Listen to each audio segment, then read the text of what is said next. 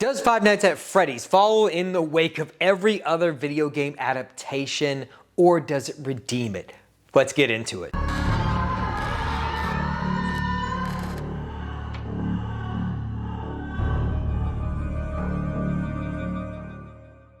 Hey everybody, welcome back to the channel. I'm Chris. Thanks for stopping by and watching my review for Five Nights at Freddy's. So I was initially excited to see this movie for two reasons. One being Matthew Lillard, two being Josh Hutcherson being back in a movie. So Matthew Lillard being in a horror movie is like Justin Long being in a horror movie again. It's very exciting. So I watched Barbarian for that, and I also watched the new Goosebumps show, even though it can't rekindle that Canadian vibe. This movie very much reminds me, if you've seen them, of those new Are You Afraid of the Dark kind of solo movies that they've been doing, Nickelodeon's been doing. That's the vibe I get, just with way higher production values, and the acting is, a little better than that. So I went in for those two reasons. I was excited. I knew I wanted to discuss it on the channel, as I think some of you are really into Five Nights at Freddy, and I know it's primarily a younger audience into this, but I wanted to kind of see if, from a non-fan perspective, if the film could just hold up on its own as a horror movie. Even though I know people are complaining about it being PG-13, they were always going to do that. This is so big, and so I always knew they would probably do that. They might do something similar to what they did with Megan, maybe release an unrated cut at a later date when it comes out on physical media. I don't know if they're gonna do that. We'll have to wait and see. But what is this movie about? So I want to tell you a little bit of what it's about, and then my pros and cons and my overall thoughts on the film, and if I think you should see it.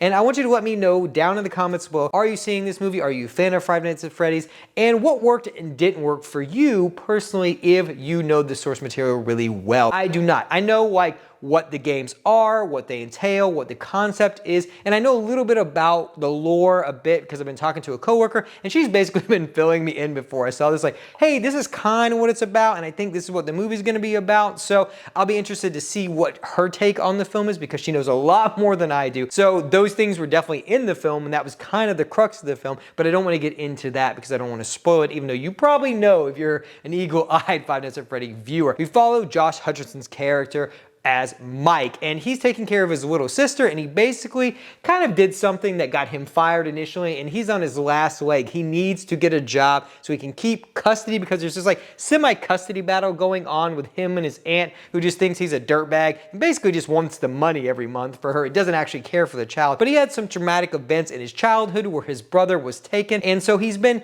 kind of taking these sleeping pills and this therapy stuff so he can try and remember these dreams, to try and remember who actually took his brother. Very complicated in that aspect, and I didn't think there was going to be that much character development or depth in a Five Nights at Freddy movie, but there is, and so I was very interested in that aspect. Josh Hutcherson is killing it in this role, and he's doing a lot of the legwork. I mean, the script is decent, but he's doing a lot of the legwork to build this character, to make you care about this character, when in reality, it's just about a dude who needs a job to take care of his sister, and we're never gonna get to Freddy Fazbear's, and we're gonna have animatronics come to life and kill some people. I think they do a good job. I will say, for the beginning of the movie, I was enjoying like the middle part, but the beginning, I was actually kind of bored. I wouldn't say it's a bad movie. It's well shot, it's well made, but I was just kind of like, when are we gonna get to the Five Nights at Freddy stuff? That's why I'm here. I'm here to see animatronics chomp on people and cut them in half. You do get that in some instances. The movie is kind of meandering in the beginning, and they're building these characters, which I did like.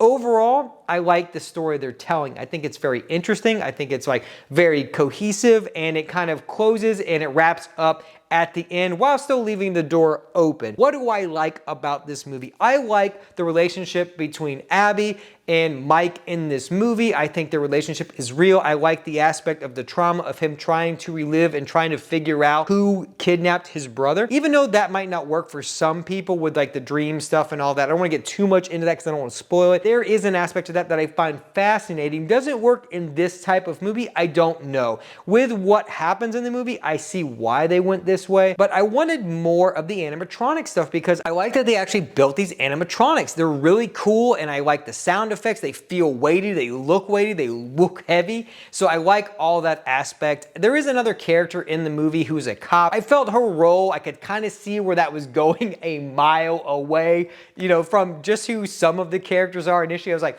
that's who this is going to be, and that's how this person is weaved into this. Kids may not see that. Obviously, if you're 9, you're not going to pick up that this person is this person, these people are all going. You don't need a corkboard to figure this out, you know. I did like that aspect, and the relationships were kind of built over it. So what I don't like about this movie is I think a lot of it, like I said, is kind of meandering. It's kind of boring until kind of the latter half of the film, where we're starting to unravel those things and kind of show what's actually happening, and that stuff ramps up. There's a scene where some people break into Freddy Fazbear's, and that is the best scene in the movie. I'm not going to tell you what happens. You'll definitely know when you see it. Best scene in the movie, and I wished there was more of that in the movie. So I wish the whole movie was that. You know, we don't want a Willy's Wonderland here, but we got a little bit more than that. I just wished for a little bit more as far as the carnage went, because I wanted that. I was there for like the blood and gore. I knew they weren't going to do too much because it was PG-13.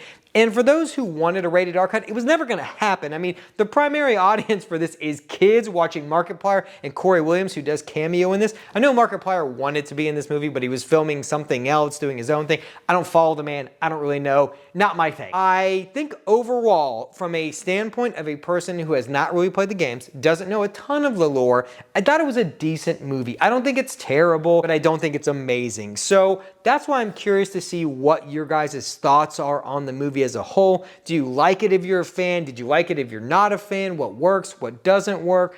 I want to know all of that from you guys. So that's pretty much all I've got. Like I said, I would be curious to watch this again. I know it's on Peacock later tonight on the 26th, so it did release a little bit earlier than it was going to. So if you're watching this then, know that it is releasing a little earlier, so you might be watching this when it's premiering. I'm excited to see, one, how it does in the box office, since this is one of those simultaneous releases from Universal again, which I don't really like these, but I'm happy that people can see the movie at home, especially kids. This is gonna save a lot of parents a lot of money, because they don't have to take their kids, 5 kids, to see this movie in theaters and pay $100. They can just sit at home, pay your 1 month of Peacock and watch your movie and be happy and not have to go anywhere. I think that aspect is pretty cool, but I just wonder how it's gonna do financially at the box office.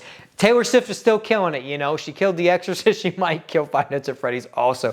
So like I said, that's pretty much all I've got. The movie's not bad, it's not great, but it was an enjoyable time when the stuff that worked, when the stuff that didn't. It was kind of just meandering and kind of boring. But let me know down below, what do you think? I'm gonna link some videos for you at the end as always, showing off some of my other reviews. I'll link some 4K reviews. I do a lot of stuff on the channel, so if you're new here, consider becoming part of the collective. I hope you guys have a great weekend. Watch some spooky stuff. Halloween is almost here, so we're almost to that day. But we've got a lot to look forward to coming towards the end of October and into November. The horror doesn't stop on this channel. Just because it's October doesn't mean anything. This is just another month and another day for us here. So I will talk to you guys in my next review.